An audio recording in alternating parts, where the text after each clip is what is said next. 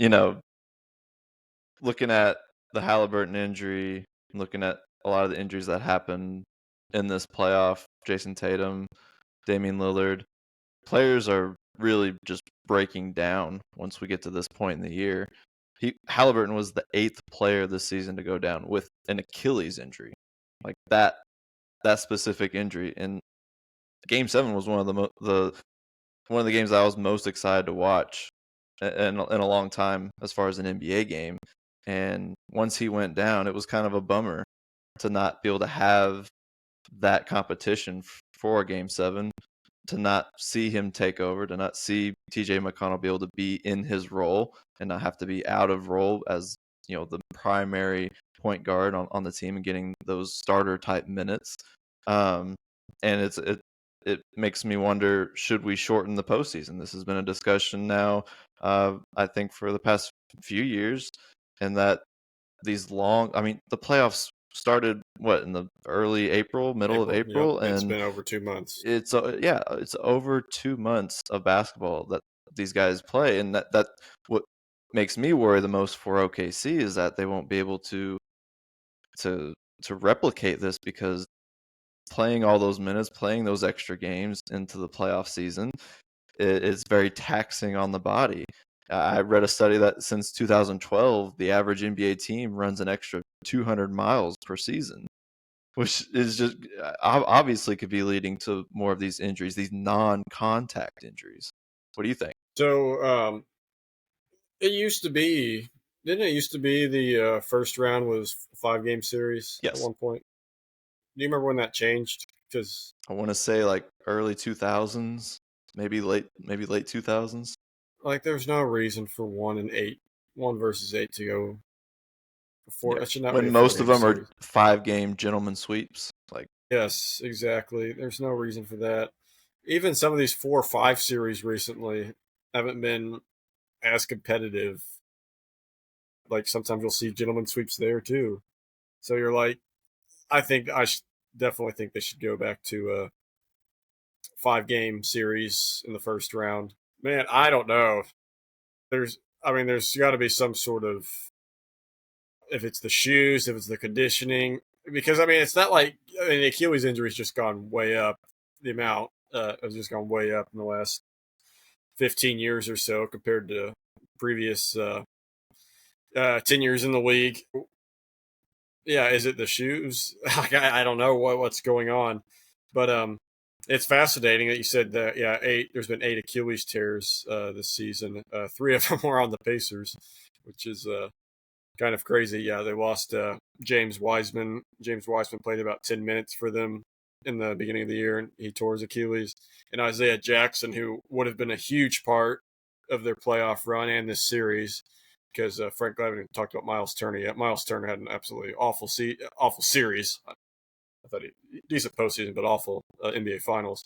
But Isaiah Jackson would have come in and fill his role wonderfully, because he was a great rebounder, and he could finish around the rim. But his season was cut. I don't even know if he barely. I think he also barely played this year, because then he tore his Achilles. So yeah, 3 Achilles tears on the Pacers, and then 2 other star players in the league. Yeah, Damian Lillard and Jason Tatum. All wear number 0. I don't know yeah. what symbolic meaning that has, but interesting. But yeah, and it's just, it's just the worst. That's the worst injury. We saw this in 2019 with Durant against the Raptors. Exact same scenario. He kind of had a calf injury. He decided to play through it. Non-contact Achilles tear. He didn't come back for 2 years. We'll see. I don't know. I really don't know. Sure, the league's got to look into this, because it's just not.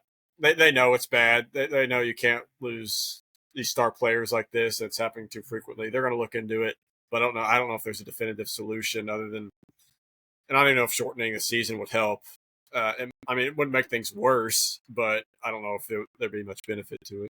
Yeah, when you look back at like previous eras of the NBA, like the 90s, and that was, back down in the post, half court offense, everything was just packed into the paint. Now it's, the pace is really fast. and there's a lot of spacing, 3-pointers, driving to the basket. It's just a more active offensive game nowadays, and I think that it just becomes much more taxing on people's bodies to continue running around trying to guard people and trying to get open shots. And I've heard different theories on maybe going back to 2-3-2 format to limit travel, to maybe like quicken the playoff format and have it not go clear into almost July. Yeah, no, I don't like that solution. I think the pivotal game 5 should be hosted by the Right. team with home court Yeah, and advantage. I've always liked the 2-2-1-1-1 format. Yeah, I don't like the 2-3-2. I think it does give a in slight baseball it works. advantage. In baseball it works because home field advantage rarely means anything in baseball. Right. Basketball, no, 2-2-1-1-1 stuff. And the good thing is that all the major sports leagues right now have commissioners that are very aware and are not I guess stubborn to not change. We've seen all three of those guys, Goodell, Manfred, and obviously Adam Silver, make the changes needed that or at least tweak with a lot of things to try and fix fix what's going on with the current game. Um, as far as this finals go, did you feel like it was a big deal as far as ESPN and how they marketed this and how they presented this? Because a big point of discussion very early on in this series was the lack of presentation. A lot of fans, they mentioned the huge Larry O'Brien trophy that used to be at midcourt behind the logo on finals teams courts. Um, I know a lot of times in big games and big series in any other sport, we get a lot of these like player backstories in the pregame where they interview them and we get to know these guys a lot more. And we didn't really get any of that. We got more just base layer, you know, what's the strategy coming into this next game type of stuff. And obviously the way the series ended unceremoniously kind of hurt the billing on this card. Um, Obviously, two teams that are in smaller markets also hurt the fact that this wasn't one of the more watched finals in the history. But what did you feel? Did you feel like they made the finals a big enough deal as far as an event? Yeah, it was one of the worst presentations of the finals of any sports championship I've ever seen. I mean, the fans basically bullied them to put the trophy decals And they were on the court. digital for game That was two, I think. digital. They bullied them to put to announce the starting lineups. I don't even know what the point. There's no reason to not show that. They've always shown that. The Right. trophy decal, players complained, so that's why they didn't do it. I still think they could find a way to do it though, because of how often they change the court for the the ugly in-season tournament courts. So they Right. can. I don't think that excuse works anymore. But yeah, but the roster announcements. I mean, that's one of the best parts. That's what gets you hyped. And they didn't show that until Game 5 because the fans finally got their way because they bullied ESPN into showing that. I feel like the coverage. I mean, the pregame and the halftime show. It's just. I mean, Stephen Thank A. and God, Kendrick thank Perkins. God the NBA on TNT crew is moving to ESPN next year, so maybe that Yes, that shakes that I up. mean, those two just don't work. The broadcast, I don't think worked very well. I mean, people were. I don't know how I feel about this. Like the showing the Haliburton injury like 50 times in Game 7. A lot of people complained Right. about that, and I understand why. The reason they do that though is because if someone wasn't watching and then they tune in, like, oh, where's Haliburton? And they show it. But I don't 50. I mean, the amount of times they showed it, that was ridiculous. And it's not like it was Kevin Ware breaks his bone type that you kind of want to see, weirdly want to see multiple times. But there's nothing you can really see that is interesting in that Yeah, injury.